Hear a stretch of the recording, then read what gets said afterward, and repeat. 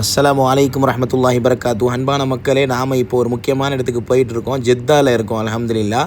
இந்த இடம் ஜித்தான்னு சொல்லும் போதே ஒரு முக்கியமான நபர், அந்த உலகத்திற்கு இரண்டாவதாக அனுப்பப்பட்ட இரண்டாவது படைப்பு ஆதம் அலைஹிஸ்ஸலாத்திற்கு பிறகாக இந்த உலகத்தில் இரண்டாவதாக இறைவனால் படைக்கப்பட்ட மனித இனத்துடைய முதல் தாய், முதல் பெண்மணி இந்த உலகத்திற்கு இறக்கி அருளப்பட்ட இடம்.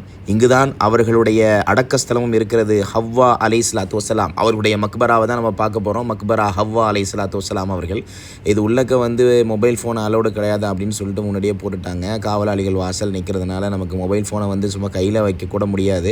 பாக்கெட்டில் வச்சுட்டு தான் உள்ளே போக முடியும். சரி, உள்ளே போய் பார்த்துட்டு உங்களுக்கு நான் தகவல் சொல்கிறேன். உள்ளே எப்படி இருக்குதுன்னு சொன்னாக்கா சமமாக தான் இருக்குது. இதில் ஹவ்வா அலைஹிஸ்ஸலாத்து வஸ்ஸலாம் அவங்களுடைய கபர் எங்கே இருக்குன்னு சொல்ல கண்டுபிடிக்க முடியாது. அவங்களும் கேட்டாலும் எங்களுக்கும் தெரியாது, அல்லாஹு ஆலம் அப்படின்னு சொல்லிட்டாங்க. ஆனால் ஒரே சமமாக இருக்கிறது. ஆனால் ஆதம் அலைஹிஸ்ஸலாத்து வஸ்ஸலாம் அவர்கள் 60 அடிக்கு இருந்தாங்க அப்படிங்கும்போது அந்த 60 அடிக்கு தகுந்த மாதிரி நீட்டாக அந்த கபர்ஸ்தான் என்ன செய்யப்பட்டுன்னு சொன்னாக்கா அப்படி வடிவமைக்கப்பட்டிருக்குது. எது ஹவ்வா அலைஹிஸ்ஸலாத்து வஸ்ஸலாம் அவங்களுடைய கபர்னே சொல்ல முடியாது. 4 பக்கமும் எப்படின்னு பார்த்தாக்கா மதில் சுவர் ரொம்ப உயரமாக இருக்குது. எட்டி கூட நம்மளால் பார்க்க முடியாது. அந்தளவுக்கு பிரம்மாண்டமாக வடிவமைச்சு வச்சுருக்கிறாங்க. அல்ஹம்துலில்லாஹ்.